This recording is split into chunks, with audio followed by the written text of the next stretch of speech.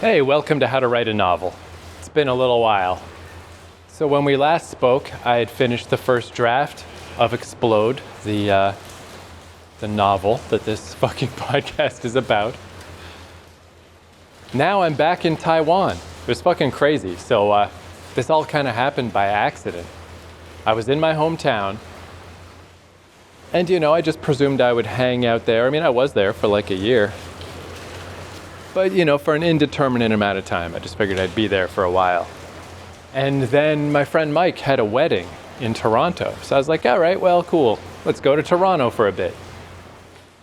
And then I figured, well, from there, it's pretty easy from Toronto. You can take a train to Montreal, and then maybe I'll go to Quebec City because I've never been there. Just, it was like, whatever. I'll just gallivant around Canada a little bit for the winter. And then my Airbnb guy in Montreal fucking canceled on me with very little notice. Pretty rare for that to happen. It seems like he claimed there were renovation improvement type shit that he had to do. But I don't think so. The guy was acting a little weird leading up to this. And I think it's just that if you are going to claim that, because he'll get in trouble with Airbnb if he just cancels for no reason. But he can't claim that he has renovation problems and cancel ahead of time. He's got to wait till like the last moment and pretend it's an emergency, thus leaving me in a lurch and fucking me over a bit. But it kind of worked out because coincidentally, right at that same point, Mike was heading out of Toronto. Was that their honeymoon? Yeah, I guess it was, like a delayed honeymoon. Anyway, they needed someone to house sit, look after dogs and cats. So I was like, hey, perfect. My fucking Airbnb canceled on me anyway, so I'll do that. And then as I was trying to sort out what to do next, I was just like, well, Canada, Canada's actually not cheap to travel within. It's not the cheap option to stay in Canada. I was like, I haven't been gone from Asia for that long, but let me just look around. And I found this crazy flight for 515 Canadian dollars, which is an extremely good deal. From Toronto, I had to go sleep overnight in the Newark airport, which was horrifying because that airport is not designed. It's designed so that you can't sleep. It's distinctly designed so there's nowhere to lie down. So that was pretty shit. And then this flight to Tokyo. Basically, like I left March 1st. I didn't get there till March 3rd. It sucked. But I got to Tokyo for $500. I'm like, all right, fuck it. Thank you, Airbnb guy, for canceling on me. Because then once I got over here, it's just a lot cheaper than staying in North America. Gallivanted around Japan for a while. Also, it turns out, I think one reason why that flight was so cheap is that early March, kind of a lame time to go to Japan. The weather was like quite unfun. And it's before cherry blossom season. So I guess it's not a lot of people necessarily want to go at that time of year. So it worked out for me. And after Japan, I was like, all right, let's go back to Taiwan. Here I am. I'm in the south this time. Kaohsiung, the city's called. And it's great.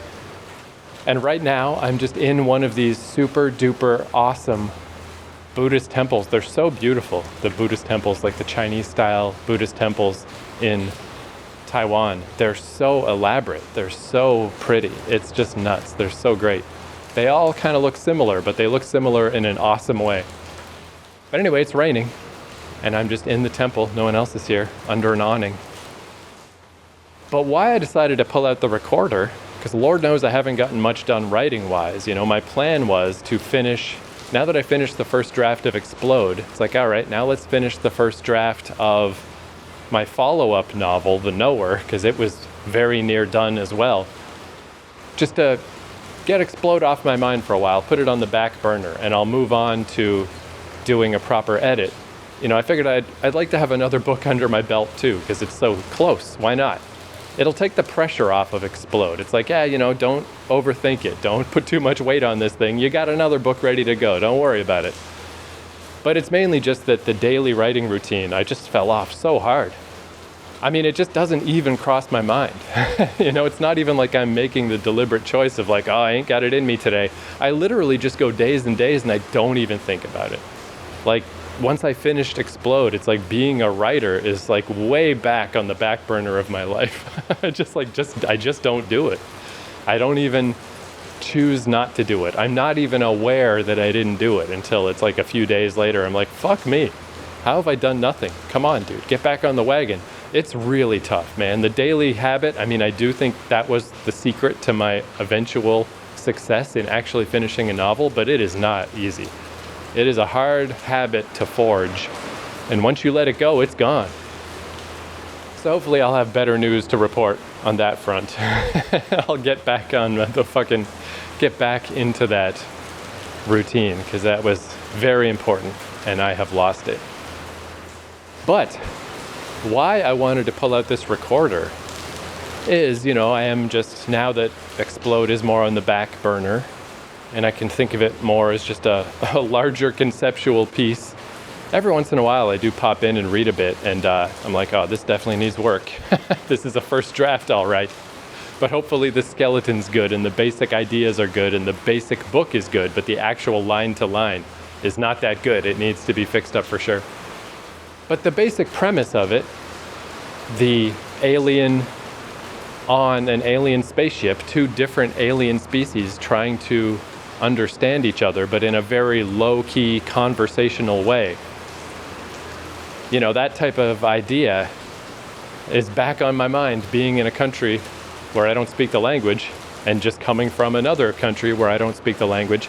But specifically, a little thing just happened just now that I think is such a good, it's like emblematic of the kind of friction that I want to try to present in my novel, because I really do want it to be quite low key. I want it to be fairly low stakes and low, the opposite of conflict. I don't like it. I don't like excessive conflict. I don't like traditional story structures. I don't know. I don't like it. I don't want a book that's a roller coaster ride. I want a book that is like wearing a styrofoam helmet. I don't know. I want it to just be insulated and isolated and lonely and quiet.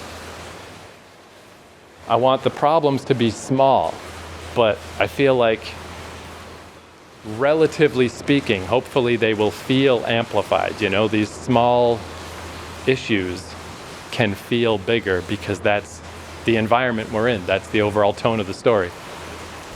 Because this road, the reason I walked down this road is because I saw this beautiful temple down at the end of the road. And it's actually a dead end down here. I can't go anywhere else. So you really got to go out of your way to come down here. You're not just passing by. But I don't really know how things work. I'm always pretty confused about Eastern religion in general. I kind of like it because it seems lower stakes. Again, similar to what I was just saying about how I want a novel to feel. It feels like religion, while it's ever present in Asia, and there's Buddha statues everywhere, and there's temples and shrines everywhere, it doesn't feel like anybody takes it too seriously, as opposed to North America, where I grew up Catholic, and I just feel like everyone is a different version of taking it way too seriously. All the Western religions in their own different ways are like, you need to calm down. You need to stop pretending that these fantastical stories about magical people are fucking real. It's embarrassing. That's how you can tell I'm in Taiwan. Beeping. There's always random beeping. So yeah, if there are people taking religion way too seriously in Asia, I'm unaware of it. It just passes right by me. So to me, it's just neat. And I do feel like this is probably what it feels like if you're on the Starship Enterprise and you go see the Klingon pavilion on the ship. You don't really understand it. You don't really know what's going on. Okay, shut up. Fuck. And I feel like this is probably what it would be like if you were on the Starship Enterprise and you went to the Klingon pavilion or whatever, and you're looking at all the ornate, crazy stuff and, I don't know, insane war statues or whatever, and it's you don't understand what it is. You don't really understand how it works. It's just cool. Even if it is sinister, even if there's stuff going on here that is that has meanings that you probably wouldn't care for if you knew what they were, but you don't know what they are. So it's just beautiful. It's just beautiful and cool. But on the way down this street, there was actually another temple on the way here. And I stopped in there briefly, and I kind of wanted to take a picture just because these things are so beautiful. But when there's people around, I don't know. I presume it's probably a little uncouth to just take pictures of all this stuff. Maybe it is, maybe it isn't. Again, I don't know. But if there's people around, I generally don't. But this other temple had one person there, one guy. And a lot of times at these temples, there's offerings, I assume. Again, I don't totally know how it works, but like there'll be oranges and candies and different little things. This one down the street had like bottles of water, like a whole bunch of bottles of water. So it seems inviting, Actually, someone just showed up at this temple I'm at to light some incense. So let me just move a little down the street. While I'm yammering to myself, let me just get out of there. But yeah, I just stopped in briefly, and I was just kind of going to wait for this guy to see if he was leaving, to see if I could take a picture. So I was just kind of milling around a little, just at the very entrance. And the guy came over, and he just... one thing I like about traveling in Asia is generally people ignore me. They just leave me alone, which works for me. That is, I have no problem with that. It's a little unusual for somebody to really focus in on me, but this guy came right over, and he would just lifted his hand above his head and lowered it. And my first inclination was that seems like a gesture that means bow, that means get on your knees. But I'm probably just because I grew up Catholic, it's always get on your knees, bow, say this, do that, through him, with him, in him, through the unity of the Holy Spirit. All glory and honor is yours, Almighty Father, forever and ever. It's like a fucking Monty Python sketch. So I kind of begged off a little. I just lifted my hand of no, whatever it is you're trying to do or say, I'm good. I'm good is what I was trying to show. But the guy just kind of kept gesturing. This hand up, bringing the hand down. And I was just there are little chairs there and stuff. I think there's a good chance he was kind of saying take a load off. Hey, it's raining. It's okay. Sit down. But his face was neutral. He just had no expression. He wasn't annoyed. He wasn't welcoming. He was just blank-faced. And he did it a couple of times until finally I was just I don't want either of these, Either he's telling me I'm doing something wrong, I'm not supposed to be milling around in the opening, or, I don't know, take your shoes off or something. Or, you're not being pious, you're not doing the thing. I honestly don't think it was that, but I can't rule it out. But maybe he was just saying, have a seat. But I don't want to do that either. I don't want to sit here. I just don't sit down in general. I stand up at restaurants if I can. If there's a standing bar. I'm not a sitting down guy. So if he was being negative, I was all right, I guess I'll get out of here. But even if he was being positive, which seems more likely, again, there's bottles of water there. There's I think he was maybe saying, have a seat, sit down. But even that he's being insistent about that is goofing up my day. It's no, no, thank you. I do not wish to do that. I'm just passing by, my friend. But I just don't know. I don't know, and I have no way to know. I just don't have enough information to be able to unravel what this means, what this communication is supposed to be communicating. And in order to find out, I don't know, I'd have to take out my phone and get Google Translate, and then what do I even write? What are you talking about? If you don't want to be rude about it, then you gotta take the time to untangle. I don't know, I guess I would open with I'm just here to see the beautiful temple, and then we could go from there and eventually maybe try to figure out what he's trying to tell me, but I don't care. I don't care either way. Stop talking to me, please. That's where my fucking rhino girl with the shitty attitude comes through of just will you leave me alone? That would make this all work for me a lot better, whether you're trying to be nice or not. Instead, I'm just confused. And I don't know, I just thought now that I'm standing under an awning, I don't think this rain's gonna stop. I think I maybe just have to go make my way through this rain. But I thought I would bring that up. Because yeah, I don't know, it's just kind of neat when stuff like this happens. And I think to myself, aha, you know, what a perfect little guideline for the future, you know, when I am editing this novel, when it's time to try to keep the tone in mind, try to have a little guidepost of like, what is it I'm trying to express here? That again is maybe a little more subtle, hopefully, a little more low-key, a low-stakes interaction. But a good example of how when you're from different cultures and you don't speak each other's language and you don't have the same cultural touch points, whatever, like to that guy, I'm sure it was very obvious. What he was trying to express to me was just like the normalest thing in the world. And again, probably a nice gesture. But it's just so crazy. It's that feeling of like, but I don't know. I don't know. If I was a rhino alien talking to a squid alien, this is gonna happen every day, all the time.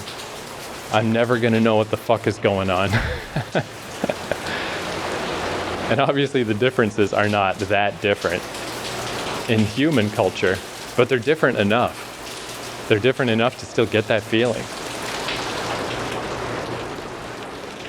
And generally, in normal human life, generally I find it pretty fun. It's an interesting thing because it just never really happens in North America.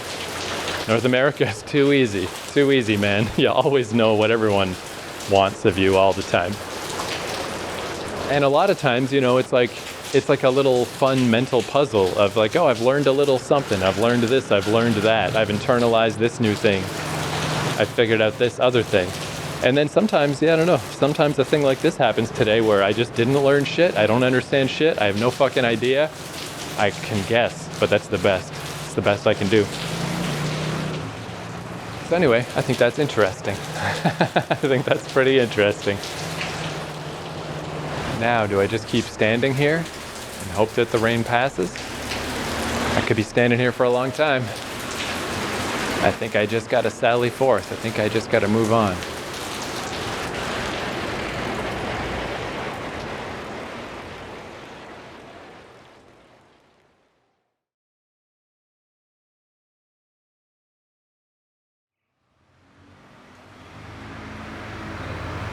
Just a quick little interstitial. There is more of this here podcast that I recorded on that same day, on the rainy day.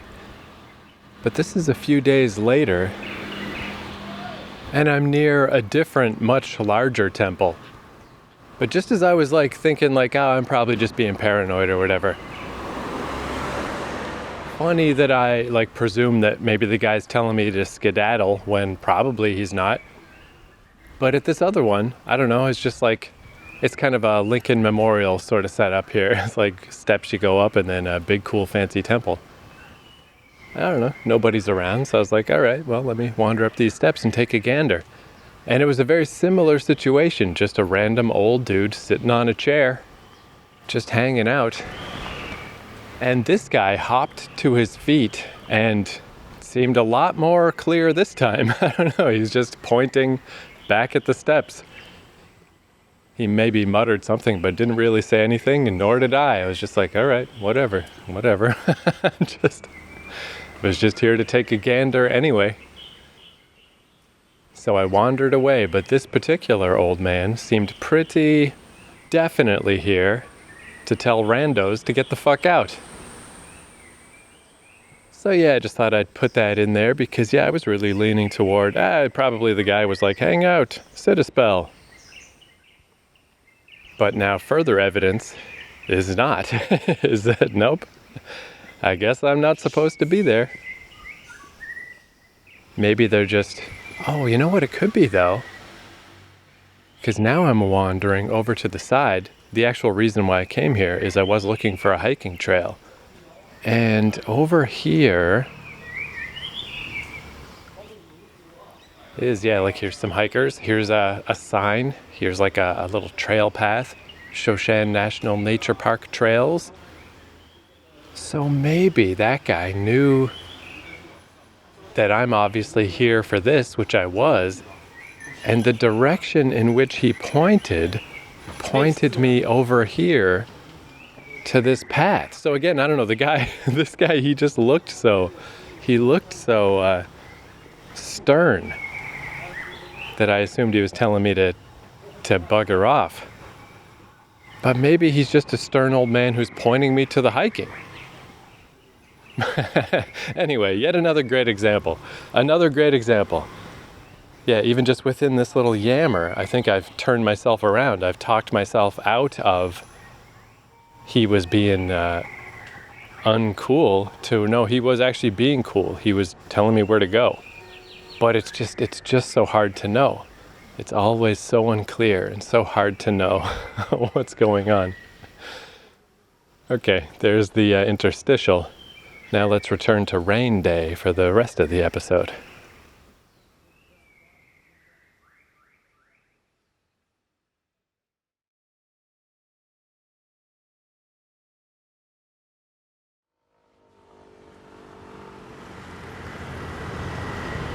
All right, the rain ended, no longer under an awning in a nice quiet temple in a rainy dead end.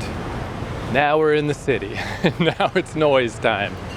But I mean, this is kind of like when I was in Taiwan before. I did an episode of this podcast where I was hiking through a little mountain and then went down into the city. This is just the duality. This is what happens when you're in Taiwan. You go from the quiet beauty to the crazy scooter filled, and I mean filled, just the land of scooters everywhere. I like it though. I really like the vibe of Taiwan. When it was all busy and crazy in Japan or South Korea, in both those cases, it's like kind of annoying. And for whatever reason in Taiwan, it's cool. Instead of being annoying, it's just cool. Like here's a shopping street. Let's go down this shopping street. But it's still filled with fucking scooters. Just scooters everywhere. But as I left that little dead end, pulled out my umbrella, started making my way out, I think I can say now pretty definitively that that guy was gesturing for me to sit down and take a load off. Because as I walked by that temple he was at, he was sitting there on one of the little plastic chairs, smoking a cigarette, leaning back. He was not a pious man. I think he was not concerned that I was not treating the place with proper reverence. I think he was trying to tell me to sit down, to relax, to hang out while it was raining. Here's another temple. There's a lot of them. And yeah, like I said, they're all very similar, but they're all so beautiful. It's like if you're gonna make all of the temples have a sort of uniform look, they picked a good one. It's so fucking nice. But yeah, I do still think it's just interesting. Like it still illustrates the point very nice in a couple of ways. In the sense of, even though this guy was trying to be nice and trying to be welcoming and friendly, because I don't know what's going on around here, especially in a religious capacity, I can't help but at least consider, am I doing something wrong? Am I fucking up? Should I not be here? Because I literally don't know. I didn't know there would be just temples around the city. I don't know how they work. They do tend to be very tended to, you know, there's almost always the smell of incense and stuff. So I just don't know if I'm not supposed to be there. And probably it just doesn't matter. Probably just not a big deal, but I just don't know. So that my first thought is like, oh shit, am I fucking up? You know, that already, that just instantly makes the communication breakdown tricky on his end. He's trying to be nice to the foreign idiot, and the tall idiot is aggressively not understanding. Hey, here's one of these little claw machine places. Nobody's in here right now. Let's go take a little stroll, get out of the noise for a second. Oh shit. air conditioning in here too. This is nice. But yeah, then on the other side, even now knowing that almost certainly he was telling me it's all good, hang out, how that still just doesn't work. Because I'm generally walking around with headphones in, listening to a podcast or something. So if I were to sit down with this guy, like then I gotta take the headphones out, and then I'm sitting there, and then we're still stuck in the situation that I can't speak the language. And that just happened to me kind of recently. I was at a train station transferring a train in southern Chiba in Japan. And Chiba, even though Chiba is just like next to Tokyo, when you go down to southern Chiba, it's incredible how rugged it gets. Like it's just mountains covered in trees down there. It's way more uncity-like than I expected. So there was this guy on the platform who had definitely been drinking. Was like there's a lot of surfer stuff down there, and this guy was kind of like had the beach bum vibe, but a little too far. Like he was missing one of his front teeth, you know. He's definitely had a little bit of a rough go of it, but very friendly, very gregarious. But because he was drinking, I think he was really insistent that while we wait for this train, we have a chat. And it was so difficult. Like I learned he was 50 years old, which is incredible. He didn't look 50 at all. He had been to Banff. He had been to Vancouver. Definitely back in his youth, he had been to Canada. You know, we had a little conversation, but it did just kind of keep dragging. And I would try to bring out my phone and Google Translate stuff, but he wasn't in the mood for trying to do that in reverse. We just reached a point where, he's talking and I'm just not understanding. So it was like a nice moment, but at the same time, I started getting the thought of like, man, when is this train gonna get here? And then I'm like, I gotta make sure I don't sit with this guy on the train because I'm too dang accommodating. I'm too polite. If he wants to sit on the train and keep trying to talk, I guess that's what we're gonna do, but I definitely don't want to do that. I'm dying here. But then when the train came, I don't know that he even had anywhere he was going to necessarily. I think he just stayed on the platform to wait for someone else to talk to. So, well-meaning and nice in a sense. All right, let's get out of here since I'm not going to play any claw games. But ultimately not what I want to do. Ultimately, I was like, oh, this is... My little introvert heart is dying right now. So that's what it would have been like with this dude if I had sat down and tried to hang out. Best case scenario, we could just sit there in a comfortable silence and just, soak in the rain together. But even still, I wasn't intending to just hang out, and I'd still have to sit there without my headphones in because that would be so rude otherwise. It's still awkward. Even the nice version is awkward. Oops, raining again. Get my umbrella out.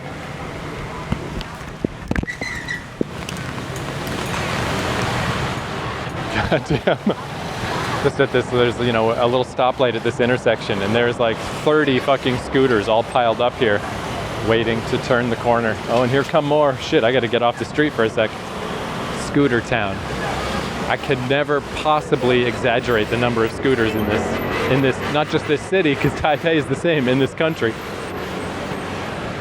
So yeah, I really do think that is such a good corollary, and especially, I feel like that particular tale, if I was to write this in a story, in a book, some fucking white idiot in Taiwan had this little moment where he's just too much of a introverted loser to hang out with the local, to just go with the flow.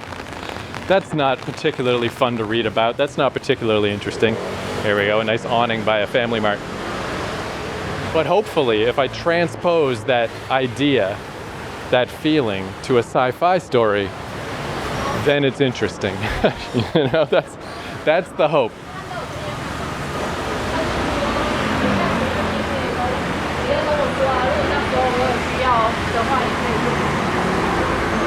It really is, though. I mean, I feel like there's very little chance of me ever learning another language in my life. I got English, I got French. That's all right. That's for North American standards, that's pretty good. But there is something about Chinese that I do find a lot more compelling. The idea of learning Japanese never really sunk into my skin because it's like, what am I going to do with that? I'm just going to use it in Japan. That's it. I feel like it seems like the golden trio would be like English, Spanish, and Chinese. If you learn those languages, the world's your fucking oyster. That's what everyone speaks, Everyone speaks one of those. And I don't know Spanish, but the French goes a long way towards Spanish. I can muddle my way through okay. Chinese, I got nothing, but yeah, I was a little surprised that sort of internal reticence that I always had about Japanese or Korean, that it's like, that's a lot of work to learn those languages just for me to visit once in a while. I don't realistically think that's going to happen. I don't feel that way about Chinese so much. Chinese, I kind of feel like that actually might be cool to know. That actually might be useful. However, that being said, unlikely that that's ever going to happen. Oh wow, there's a lady over here, looks like my friend Rayanne. A lot of foreigners in Taiwan. But all right, I guess I'm trapped under another awning now, except now it's in traffic time, but that's kind of appropriate, because now I want to talk about something grating that you might not want to hear about. So why not do it in the noise of the city? So a fine listener of this podcast, he sent me a story that he wrote. He's just like, hey, can you give this a read over and just tell me what you think? But he did warn me ahead of time that it's not really the same style as what I yammer about, because I'm always talking about minimalism. If you describe a picture as a blue picture, there better be a reason why you're telling me it's a blue picture, or to me that's excessive, that's too much. If anything, I think people are going to probably find my writing like strangely bereft of detail. And the story this guy sent me was definitely not that style. It was like very ornate, very complex writing, but impressively so. I was like, wow, this is like really well done. But it's absolutely not the style that I do. And so much so that after I read the story, I was like, all right, I'm pretty sure I followed all that, but just to be on the safe side, I was thinking back to just as a test one time with my Last of Us book, my nonfiction book I wrote about the video game The Last of Us. I started doing an audiobook of that, which I haven't finished yet, and in fact, I didn't even finish all the recordings. But I haven't even finished putting out what I did record. But it's like at this stage, I think it's unlikely that I'll ever do an audiobook of the entire book. I'll get through the bulk of it eventually, but I'd have to go back and re-record for all the final bits. I'm like, I probably will never do that. So just out of curiosity, I fed it into an AI. And I was like, hey, AI, summarize this book for me, will you? And the summary was so hilarious because it was so fucking accurate. I couldn't believe it, because that book is not a straightforward book. It has all kinds of tangents, and it's just like, I suppose it's ornate in its own way, where it's just not straightforward. It's like every thought that I had, I just wrote down. And I couldn't believe how well this AI summarized the whole tone of it, even. Just like the intent of the author, it even seemed to get, of like, hey, this guy's kind of taking the piss with this fucking book, and he's just sort of all over the place, and, it's a deliberate style, but the style seems to be that this guy is kind of fucking you around with this book. And I was like, wow, AI, you picked up on all that. So I fed this short story into an AI also, and I just asked, hey, can you just summarize this for me? I want to make sure I did understand the nuts and bolts, the A to B to C of the plot of what happened. And I was glad to see that I did. But then out of curiosity, I was like, And I mean, it doesn't matter which AI, because they're all so incredibly similar. I have not found one that particularly stands out. In fact, they've all fucked me over on this trip in different ways, of just like, hey, I need a fucking computer part in Kyoto. Where should I go? And it sends me to a fucking store that closed 4 years ago. Oh man, I've had some angry times at AI on this trip of just like, why did you send me on this wild goose chase, you piece of shit? It's happened like 3 times. But when it works, it is just a lot easier to have AI gather information for you than to trawl through TripAdvisor forums and stuff. So, I mean, I don't know. I'm a little of two minds with AI, of just like, there's things about it that are so useful. And then there's other times where it just fucks you so hard. So it's very good to obviously keep that in mind. don't lean too heavy on anything an AI is going to tell you, because the shit just doesn't fucking work right. However, I did, just out of curiosity, just again because I was sitting right there and I had already fed it into the AI, I was like, because also I guess I'm just kind of not sure what advice to give. Because I'm like, I don't know, is anything that I say going to be relevant? Because the style of this story is so different than anything that I have tried to do, that I just don't know if any advice I have would be useful. I feel like I can only lead someone astray. It's like, all right, you have a style that you're going for, you have something you're trying to present that I don't know how to present. So I just a little stuck. I'm like, I don't know what to say. So just out of curiosity, I was like, hey AI, what would you say about this? What advice would you give? And again, I was like shocked at the accuracy, that it sort of nailed the tone of like, all right, it does feel like this is a writer who's going for this feeling, this type of writing, this ornate style is definitely deliberate. But that being said, I would get to this point 40% faster, and I would try to cut down on the acrobatic wordplay, you know, by a certain degree, and maybe expand this one part, get to this part faster. The interesting part is when he talks to this woman, and then the AI even said like the ending is particularly good, quite a strong ending. And I was like, this is kind of remarkable. Like this is what thoughts I did have are very similar to what this AI is saying. And this is where I was saying this is something nobody wants to hear. Nobody wants to hear this, and I want to disclaimer it by saying I would take a light touch with this. Because I remember I was talking to Brianna Mariah about her book. She was telling me how just to have someone to bounce things off of, she was doing that for a while. She was trying to ask AI about its opinion of stuff.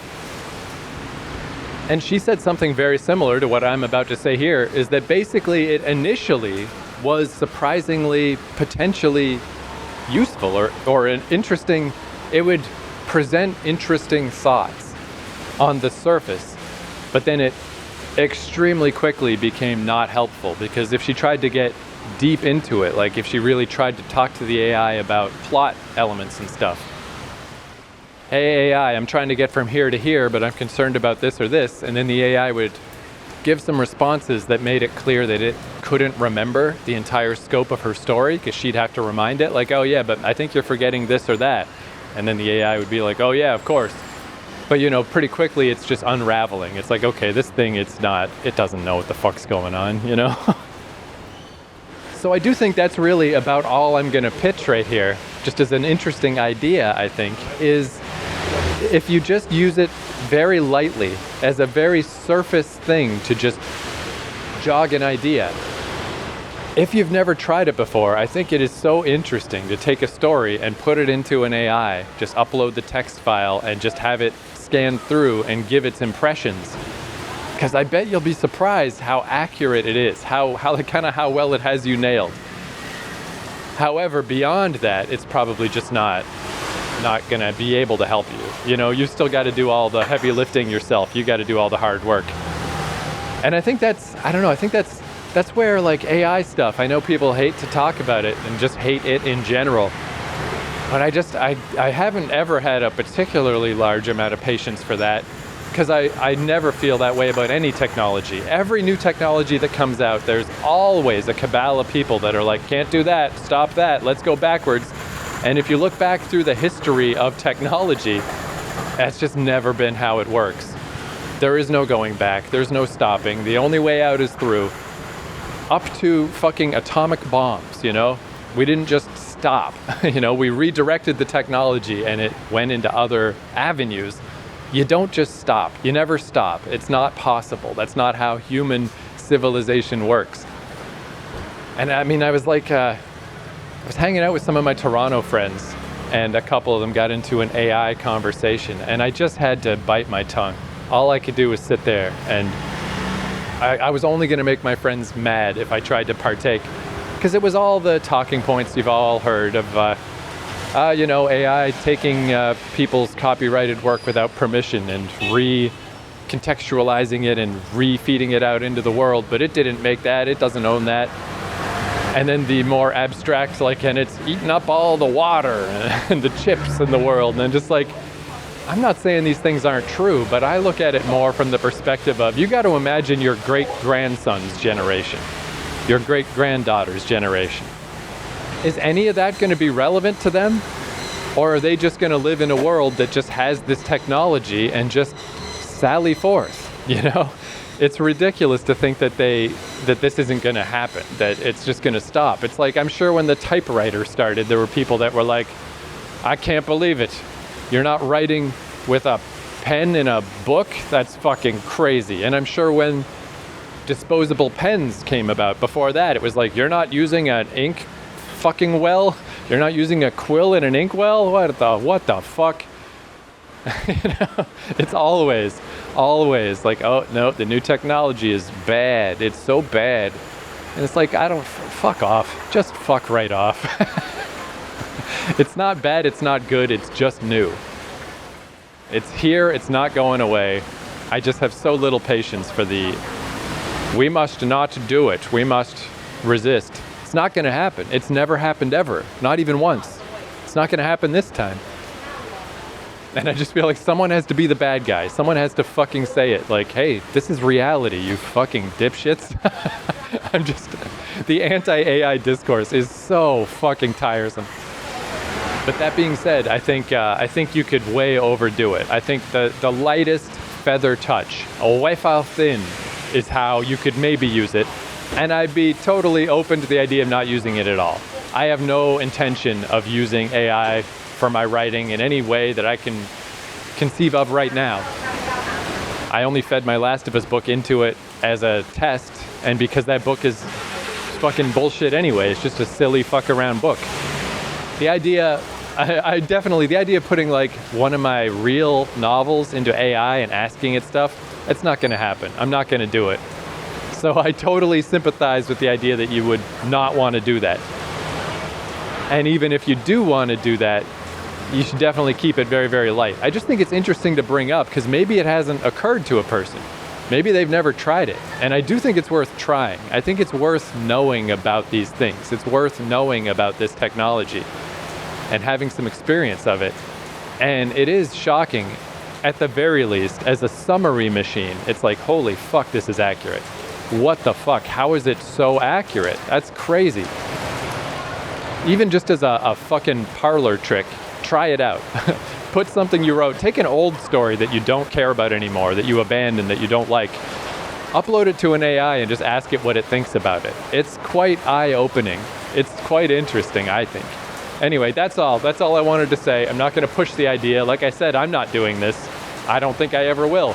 But should a reason come up, I'm not going to just be like, no, we shan't be doing that, because that's not fucking helpful or smart. You had your little time of like, oh no, AI's bad. I'm going to complain about AI on the internet. It's already over. You're already the most tiresome person in the entire fucking world. So fucking quit it. Use it or don't use it, but it's not going away. Mean dad has to tell you the truth. Anyway, the rain got really hard while I've been standing here. So I'm definitely not going out in this. Shit. Sun's going down too. I hope this passes. How far am I from a subway? Luckily my Airbnb is literally right outside a subway stop. So if I can get to any subway station, I'm laughing.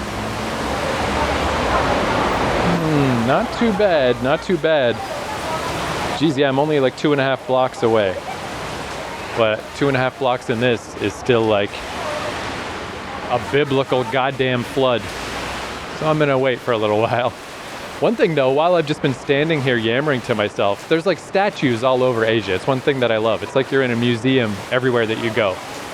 So Taiwan's no different. And I noticed that these statues, it took a while for it to sink in. I don't know why they're here, because we're between a Family Mart and a grocery store. I don't know what this building is in between. Maybe it's an art gallery. There's more statues on the inside. Anyway, they have these statues out front that they look like, you know, a Confucius-style guy in a robe,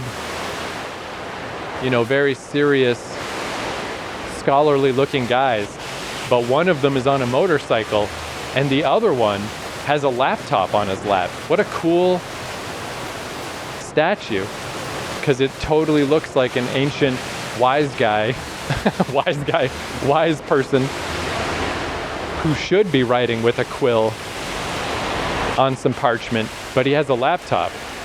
How fucking perfect is that? How fucking perfect is that, dude? Taiwan is like, it's got my back. If I'm going to talk about the coming together of the old and the new, the acceptance of new technology, what could be better than that? That is fucking perfect. That's fucking great.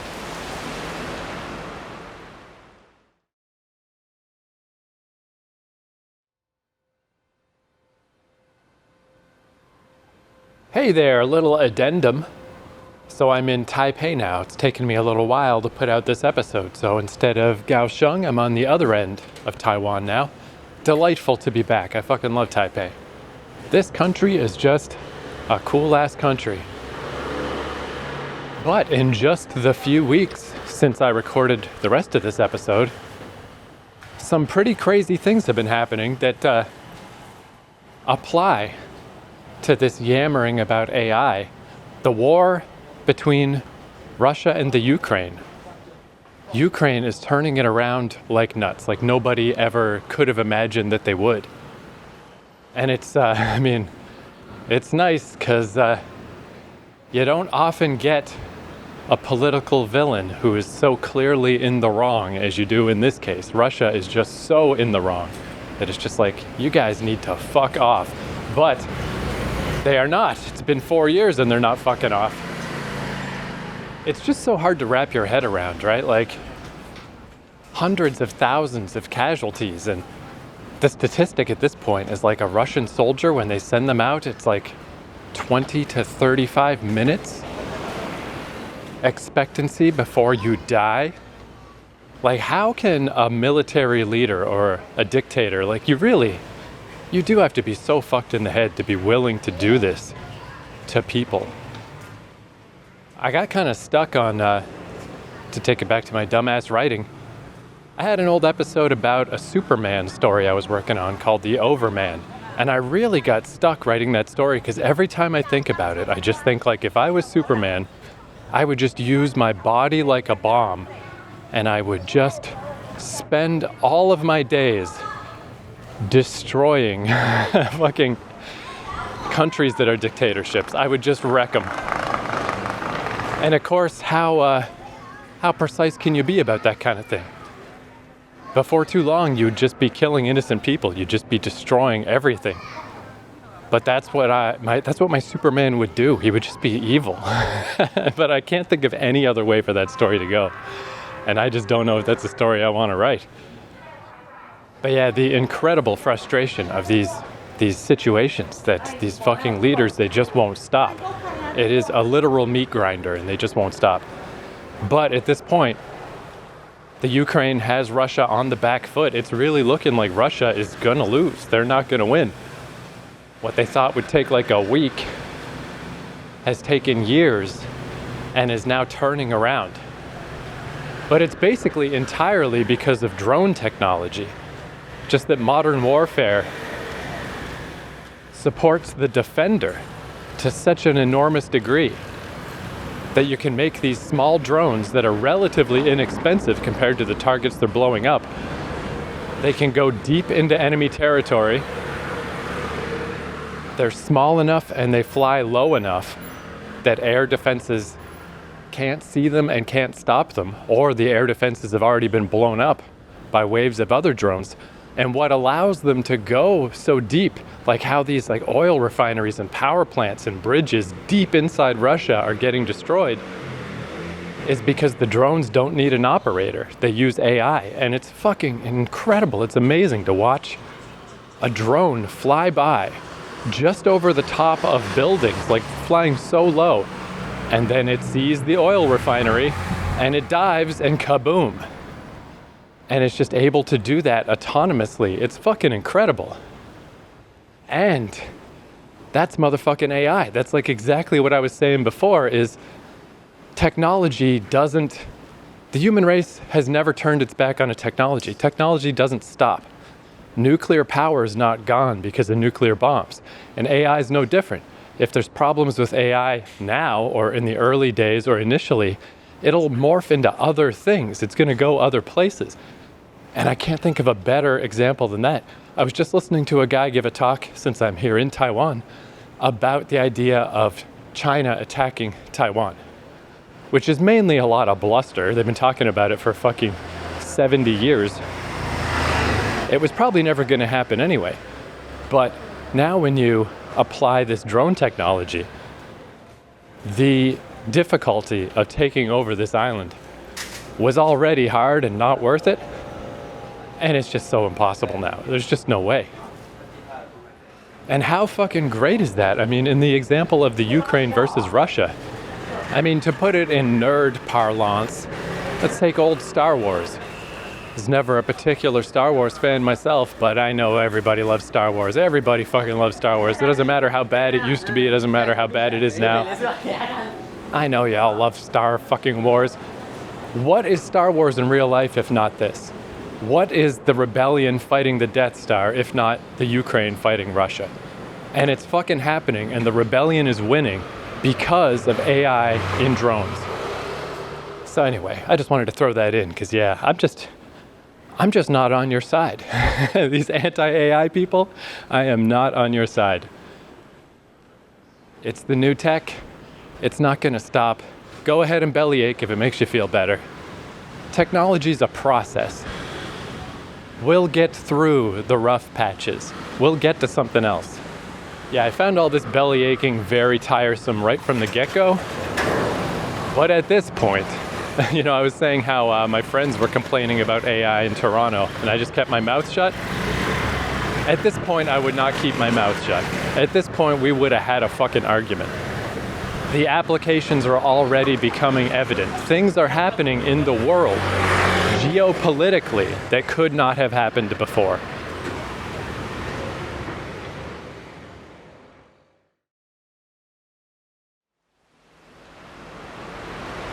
But all right, there's an episode. Thanks for listening. I hope that was interesting. Yeah. Sorry to talk about AI. Get fucking used to it though. Not from me, just from the world. So let's do a song of the day. Got kicked off Spotify because of my songs of the day. Sunk cost fallacy. Got to keep doing song of the day now. Which actually, I just realized too, I was going to pick this song just because it's so catchy. But even the title of this song is called Victorian Machinery. Man, everything's coming together today because that's also obviously what a cool, it doesn't mean anything as far as I can tell in the song, because this is a Red Hot Chili Peppers song. The band that famously never has lyrics that fucking mean anything. It's always just crazy nonsense that sounds good to sing. But yeah, I was a little surprised by this song because this is like a hidden Red Hot Chili Peppers song, which is like, how is that possible? One of the most famous bands in the world, the only band from my youth. Like if I had to pick one band from when I was a teenager that would still be relevant all these decades later, I would not have picked the Red Hot Chili Peppers, you know, the band where they used to put socks on their cocks. But they're the only band from my youth that is still around, that I feel like still gets on the radio, that people still listen to actively. It's kind of amazing, unexpected. But how could a band that successful and famous have a secret song? But this song, Victorian Machinery, it's from the I'm With You album, which was the album after John Frusciante left for a while as their guitarist. And it's kind of not a great album. I never really got that into it. The one after that, The Getaway, is like a way, way, way better. But I'd go back to I'm With You once in a while, and I'm like, yeah, it's not that good. Annie Wants a Baby's a good song, and Brendan's Death Song is okay. That's about it. But it turns out they have a bunch of B-sides for that album.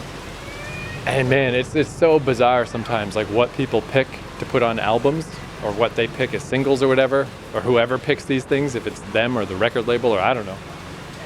But that was an album that needed some help, you know? That was a not great Red Hot Chili Peppers album. And meanwhile, on the B-sides, they had Victorian Machinery, which is one of the coolest songs I've heard in ages. You know, I'm not going to say it's like a top 10 Chili Pepper song. They have a lot of good songs, but like top 20? Maybe. I think you can make that argument. It's a really good song, and it's just some weird B-side that they're just like, whatever, find it if you can. Because I never did. For years, I just recently heard it. And it's fucking awesome.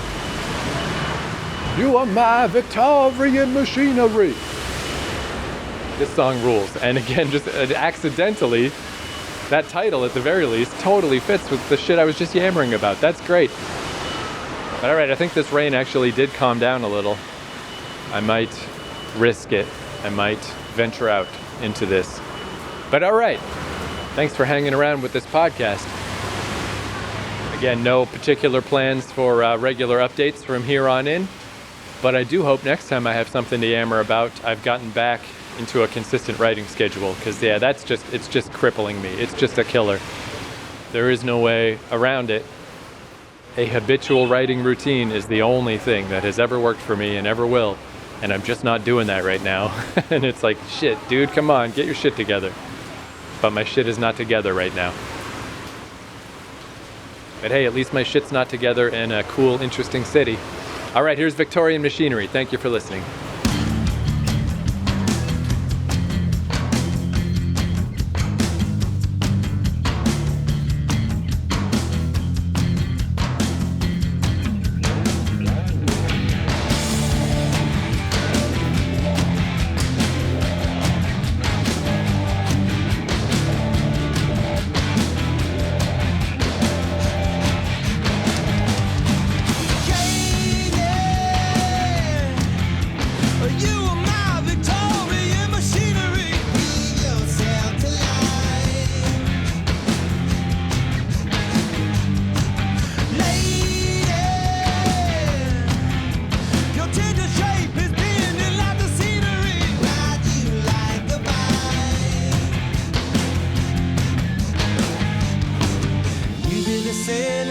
I'll be the rudder, we can make it all day until it turns into butter. I saw your face,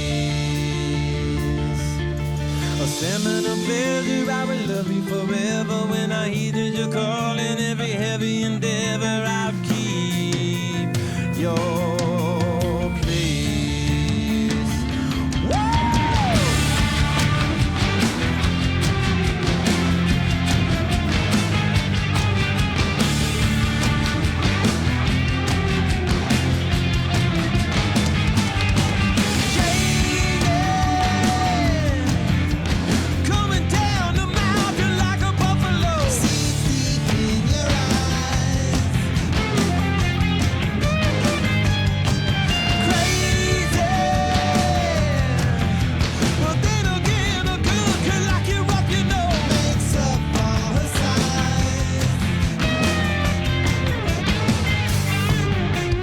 sailing, baby, I'll be the rudder. We can make it all day until it turns into butter. I saw your face, a seminal pleasure. I will feel you forever. When I heeded your call in every heavy endeavor, I'll keep your place.